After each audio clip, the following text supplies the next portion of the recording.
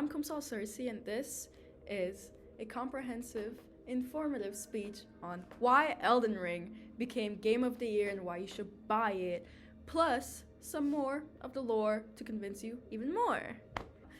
Here is the beginning lore of the Elden Ring and why, just from the lore, I believe it became Game of the Year. This speech is mostly going to be informative of the Elden Ring lore and how it impacted me personally through shock and awe, and why I already plan on buying the DLC that's coming out in a few months, and why I want to convince you and inform you about this game and how perfect it is.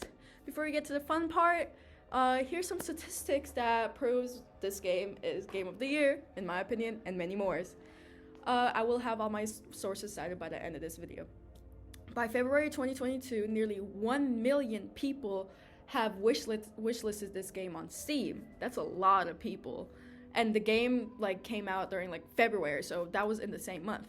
Elden Ring's reveal trailer generated over 4 million views within 48 hours of its release. That's a big thing. Elden Ring's opening week digital release sales hit an estimated of 2.5 million copies. That's a lot if I ever heard some. Elden Ring lore is sold out on all PC copies worldwide within the first few days of its release too. Now, if that's not a statistic of this game being the best, I don't know what is.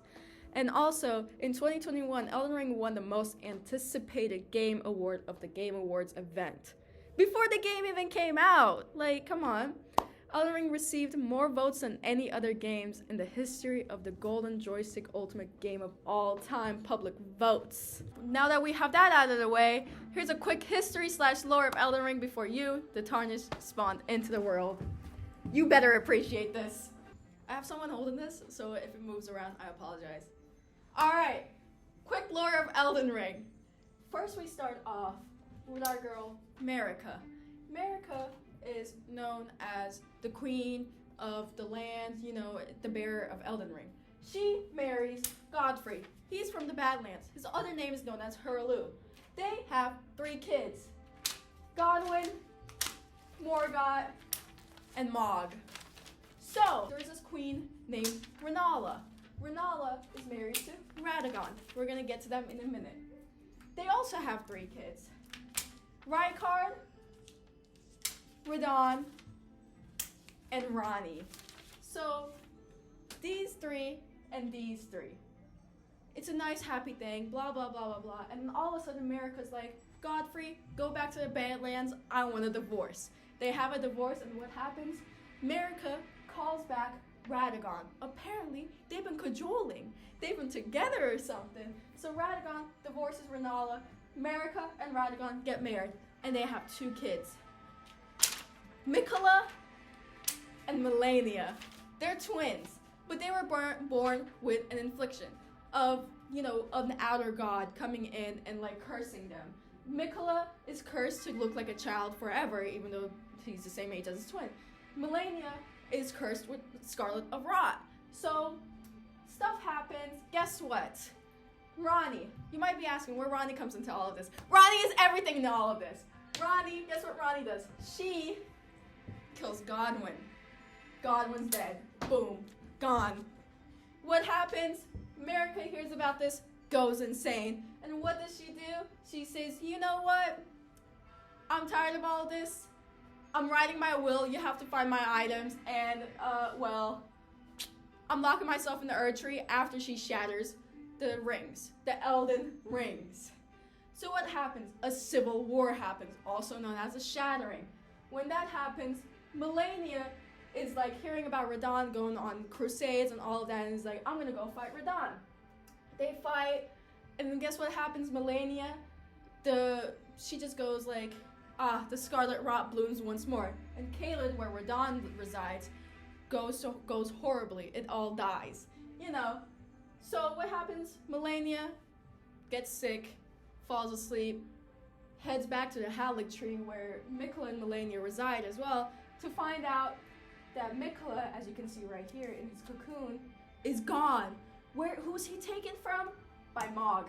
Uncle Mog took Miquella. If that's not stereotypical, I don't know what is.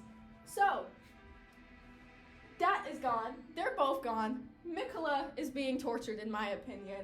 Morgott is like, I just want this family to come back together. I don't know what's going on.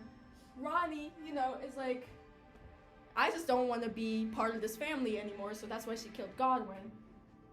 Radagon and America are stuck in the Erd Tree. Mog is being a creepy uncle. Rykard gets eaten by a god and becomes blasphemy himself. Radon is dying from the inside. Melania's going insane. And then you see this thing right here. Where does this person come from? Apparently, America and Radagon had a third child. How does that happen? After they get put into the Erd Tree, they just decide, hey, let's have another child to get us out of this Erd Tree, also known as Melina. Well, Melina comes into this by, being like, hey, I'm gonna help the Tarnished, that do not have maidens, to come and become the new Elden Lord, so they can free them or kill the Erd Tree or do whatever they want. So with all of that, it's a quick, comprehensive lore thing. I hope that, this interested you enough to want to find out all 8 different types of endings of this game. I have 300 hours on this game. But you need to find out why America and Radagon are like this. You need to find out where Melina comes into this. Where the DLC with Mikola and Melania comes into this. Where Morgott is also named Margit. Why? Along with why Mog kidnapped Mikola. You're just asking yourself questions. This is another reason why this game is great. Because it has so much lore, so much everything. It's just, you just spawn into this and you have to find all of this out through item descriptions, through this, through that. And it makes you want to explore the world more, even though, you don't know what's going on. In old FromSoft games, such as Dark Souls, the games start you off by going to beat the first boss. Well, in this, the first boss is like, no, you're not going to be able to beat me. You have to go explore first, because this is an open world game. FromSoft's first ever open world game. The game punishes you to go explore more, to go find new things, to go find a new path, everything. So, in conclusion, with all these statistics, this compelling lore, there was no reason for this game not to catch the attention of so many people, and why it had such an impact on me. I hope that this information I've given you, and that you as well would like to play this game and find more things about this game yourself. The 8 different types of endings, plus the DLC, so I bet there's 9 now. I hope you enjoyed, and I have my sources listed at the end of this. Thanks!